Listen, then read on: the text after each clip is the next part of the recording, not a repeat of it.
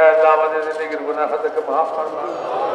আল্লাহ আমরা গুনাহগার খাতাকার সিয়াকার, আল্লাহ আমাদের গুনাহ শেষ নাই। আল্লাহ আপনি ছাড়া কেউ মাফ করতে वाला নাই।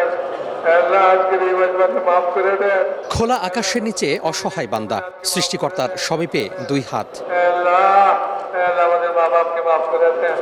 শূন্যের দিকে তাকিয়ে ক্ষমা, রহমত আর সমৃদ্ধির ফরিয়াদ মহান রাব্বুল আলমিনের দরবারে। আল্লাহ আল্লাহ আমাদের আত্মীয়স্বজনকে মাফ করে দেন। মনের যত কথা, যত চাওয়া, চোখের পানিতে আবেদন জানান আরশের মালিকের কাছে। আল্লাহ ইমানের হাকিকত কামাল নসিব ফরমান।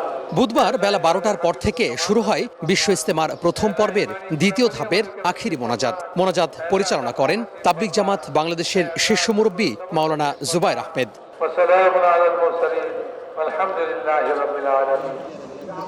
সকাল থেকেই মূল ময়দান সহ আশপাশে জড়ো হতে থাকেন ধর্মপ্রাণ মানুষ। খোলা আকাশের নিচে মূল সড়ক সহ অলিতে গলিতে যে যেভাবে পেরেছেন অংশ নিয়েছেন আখিরি মোনাজাতে। প্রায় আধা ঘন্টার এ মোনাজাতে পাপাচার, অন্যায় কাজ থেকে মুক্তি ছাড়াও পরিত্রাণ চাওয়া হয় পরকালীন। সবাই নামাজ পড়তে হবে, ঘরে নামাজ পড়তে হবে, বাইরে নামাজ পড়তে হবে, এই দোয়াটাই করছি আল্লাহর কাছে। একাধারে সবাই আমরা হক পথে থাকবো। এই হকের মেহনত সারা পৃথিবীর উম্মতের কাছে পৌঁছে দিতে পারে, এই জন্য আল্লাহর কাছে দোয়া চাইছি।